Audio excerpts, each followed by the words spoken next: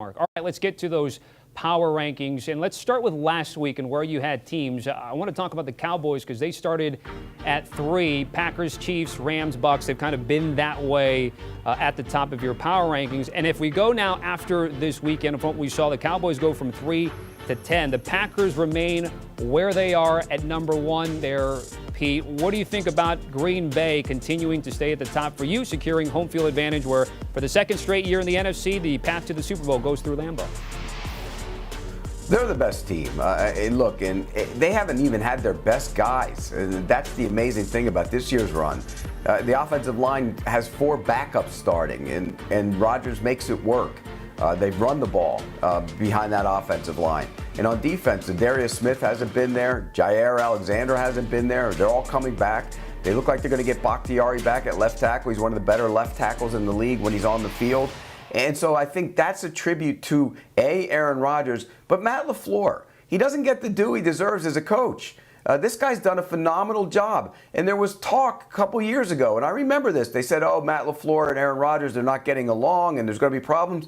And I went there, and I talked with Matt LaFleur and Aaron Rodgers, and they said, no, that's not true. And it was never true. It was a media-made creation. Was there some friction to get the adjustment between the two? Obviously. That's the way it is for a new coach and a new quarterback. But he's done a great job, and Matt LaFleur does not get the due he deserves as the head coach of the Green Bay Packers. Yeah, I'm glad you brought that up because for the 3rd straight year, they're going to have a chance to get to the NFC title game and perhaps punch through and get to the Super Bowl this year at SoFi Stadium out in L.A. Let's get to the Titans, a strange sort of like weird road to the top seed in the AFC.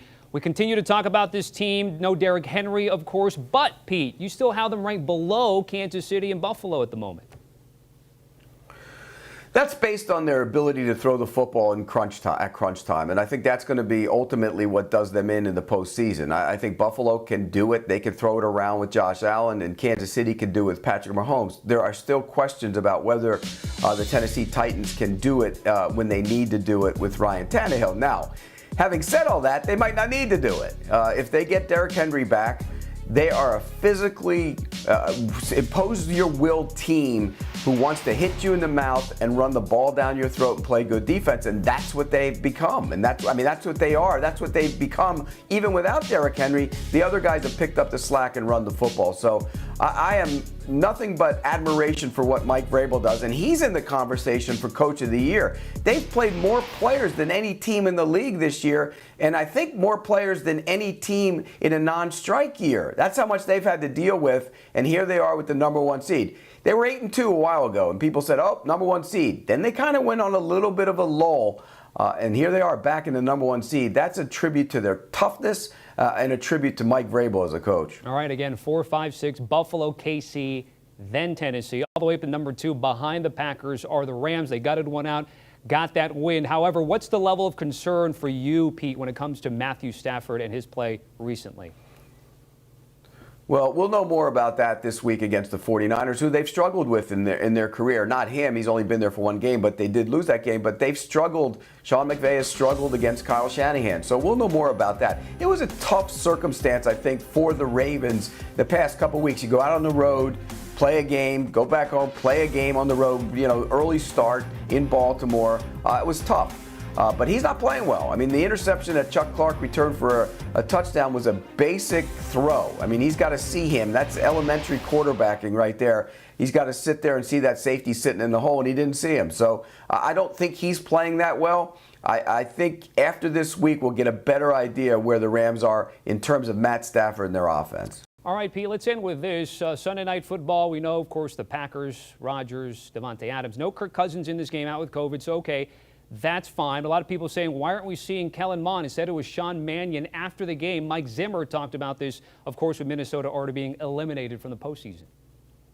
Do you think you want to get a look at Mond next week? Not particularly.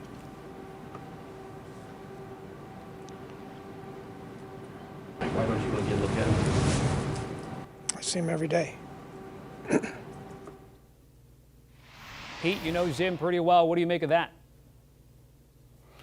That's Zim to a T, man. Hey, look, he's the most candid guy. He's not going to beat around the bush. And they see him every day. That's what fans don't understand. They know he's not ready. They see it on the practice field. I bet if you polled the entire team and went down the line and said, is Kellen Mond ready to play quarterback in the National Football League, aside from the guys who are hanging out with him on a daily basis, the rest of them would probably say no. They know. Players see him practice. They have a better idea than the fans. So obviously they don't want to throw him to the wolves. That's basically what Mike Zimmer said. But he did it in classic Mike Zimmer fashion. Cruel and crass, and I loved it that way. Cool, crass. It's called the Minnesota, but it is hot seat. It is white hot. Pete, certainly appreciate it. Check out the entire Power Rankings on CBSSports.com. Want to remind you about the All Things Covered podcast. This will probably be talked about, the whole Kellen Mond not playing situation. Why? Because you got Patrick Peterson on the Minnesota Vikings. It's Pete twice and our two-time Super Bowl champ, Brian McFadden. All Things Covered. Download and follow today. Do you want a sports network that delivers everything that matters about the game? The highlights, the picks, the instant analysis, no yelling, no fake debates, no politics. Hit the subscribe button and never miss a moment.